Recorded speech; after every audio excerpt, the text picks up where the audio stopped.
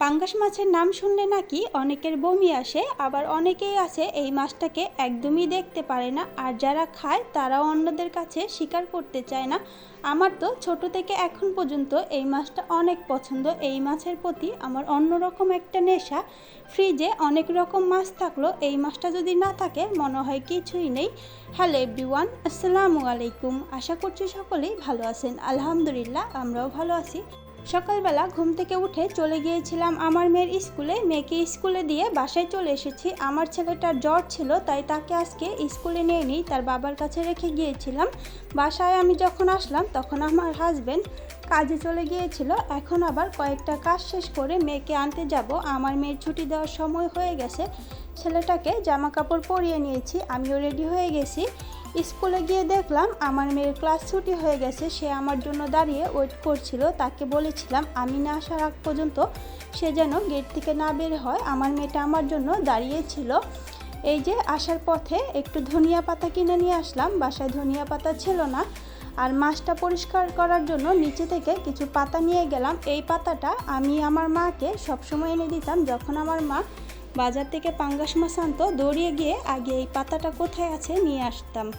এই যে পাতাটা দিয়ে ভালোভাবে ঘষে আমি মাছটাকে পরিষ্কার করে নিয়েছি। মাছটাকে ভালোভাবে কেটেও নিয়েছি। এখন এখান থেকে কিছুটা মাছ রেখে দেব রান্না করার জন্য, আর বাকি মাছগুলোকে আমি ফ্রিজে রেখে দেব। মাছটাকে আমি ভালোভাবে ধুয়ে নিয়েছি। এখন এখানে হলুদের গুঁড়ো, মরিচের গুঁড়ো আর লবণ দিয়ে দিয়েছি। মাছটাকে আমি ভালোভাবে ভেজে নেব। আজকের মাছটা আমি সবজি দিয়ে রান্না করব। কালকে যেহেতু ভুনা তরকারি খেয়েছি, আজকে আর ভুনা খেতে ইচ্ছে করছিল না, তাই আজকে আমি সবজি দিয়ে এই মাছটাকে রান্না করছি। এইভাবে মাছটা রান্না করলে আমার কাছে অনেক ভালো লাগে, আর আমার ফ্যামিলির সবাইও এইভাবে মাছটা রান্না করলে অনেক পছন্দ করে। মাছটা ভাজার সময় তেলটা অনেক ছিটছিল। এই মাছটা ভাজার সময় একটু সাবধানেই ভাজতে হয়। আমি তো রান্নাঘরে রান্না করছিলাম, আর আমার ছেলেটা ঘুমিয়ে গেছে। আমার ছেলেটার জ্বর থাকার কারণে আজকে অনেকটাই কান্নাকাটি করছিল, তাকে আমি ঘুম পাড়িয়ে দিয়েছি। আমার মেয়ের প্রাইভেট টিচার চলে এসেছিল। আমার মেয়েটা প্রাইভেট পড়ছিল। মাছটাকে আমি এই পিঠ ওই পিঠ উল্টিয়ে ভালোভাবে ভেজে নিয়েছি।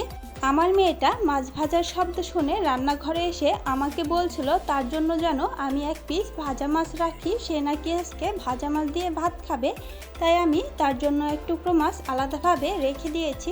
মশলাটাকে আমি ভালোভাবে কষিয়ে নিয়েছি। এখন এখানে সবজিগুলো দিয়ে দিয়েছি। ঘরে আমার 2 রকমের সবজি ছিল, আমি 2 রকমের সবজি এখানে ব্যবহার করেছি। সবজিটাকে ভালোভাবে কষিয়ে নেওয়ার পর পরিমাণ মতো ঝোল দিয়ে দিয়েছি। এখন এখানে ভাজা মাছগুলোকে দিয়ে দিচ্ছি। ভাজা মাছগুলো দিয়ে দেওয়ার পর যখন ঝোলটা শুকিয়ে আসবে তখন আমি এখানে ধনিয়া পাতা দিয়ে দিব। অন্য পাশের চুলায় আমি আরও কিছু রান্না করে নিচ্ছিলাম। আমার তরকারিটা রান্না করা শেষ। আমি এখন এখানে ধনিয়া পাতা দিয়ে দিয়েছি। ঝোলটা আরও কিছুটা শুকিয়ে তরকারিটাকে আমি নামিয়ে নেব। তরকারিটা আমার রান্না করা শেষ। আমি আমার হাজব্যান্ডের খাবারটা তুলে নিয়েছি, আর রান্নাঘরে সব ধরনের কাজ শেষ করে নিয়েছি। আমার ছেলেটা যখন ঘুমাচ্ছিল, ঘরে কারেন্ট ছিল না, গরমের মধ্যেই আমার ছেলেটা ঘুমাচ্ছিল, আর আমার মেয়ে তো গোসল করে ভাত খেতে চলে এসেছে। তাকে আমি তার পছন্দের মাছটি দিয়ে দিয়েছি। সেও আমার মতো এই মাছটা খেতে অনেক পছন্দ করে।